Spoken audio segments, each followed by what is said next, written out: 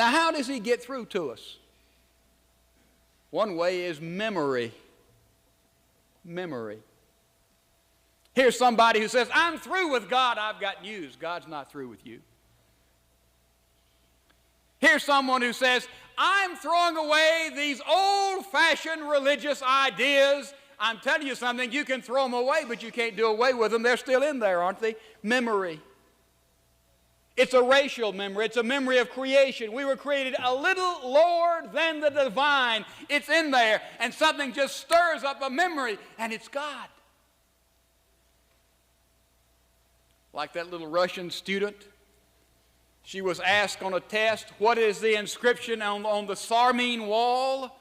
And she thought, and she said, I believe it's, religion is the opium of the people. And when she got through the exam, she turned and ran 7 miles and went to the Sarmene wall, and she looked there and she saw the quotation, religion is the opium of the people, and she said, oh, thank God, I got it right.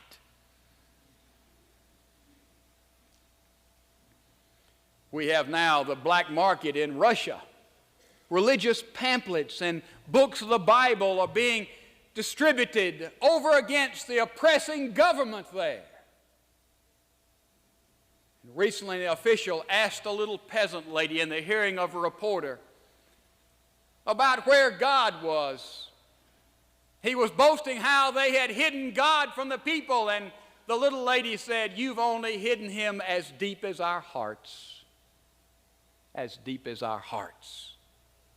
So there is a memory there. That's how God gets through to us.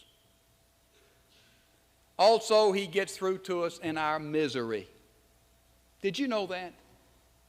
Somebody says, I feel empty, I feel lonely, I feel estranged, I'm discouraged, I'm lost, I'm defeated, I feel anxiety, I feel guilt.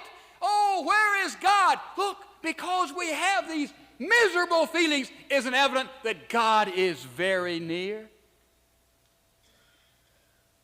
You see, the Father will never let us just play like we're at home with Him.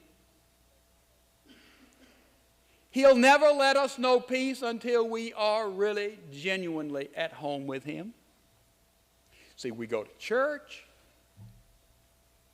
Father, I'm in your house. I'm at home with you. He looks into your life and my life. He says, I know the truth. I really see you. You're pretending to be at home, but I'm not going to give you my peace and my joy until you genuinely in your walk are at home with me. So in our misery is an evidence that God is very near. Another way he speaks to us is in our heresy. I see people who say, I'm an atheist. I'm an agnostic. And sometimes I read the poets and the reformist essayists who come around, and they're always writing how God is dead, God is archaic, God is out of step. Religion is filled with superstition and myth. It's no longer relevant to the modern scientific progressive mind. And they say it over and over and over and over again. And I just sit back and laugh. It's so ridiculous. You know why it's ridiculous?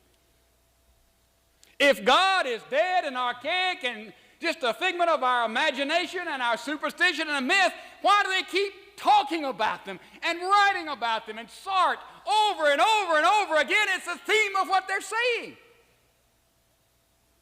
If he's dead and buried, let's just move on. But why does he keep coming up? It's because he's that hound of heaven.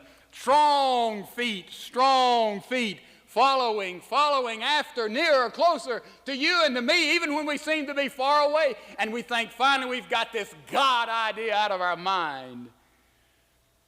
But he's there in our memory. He's there in our misery. He's there even in our heresy.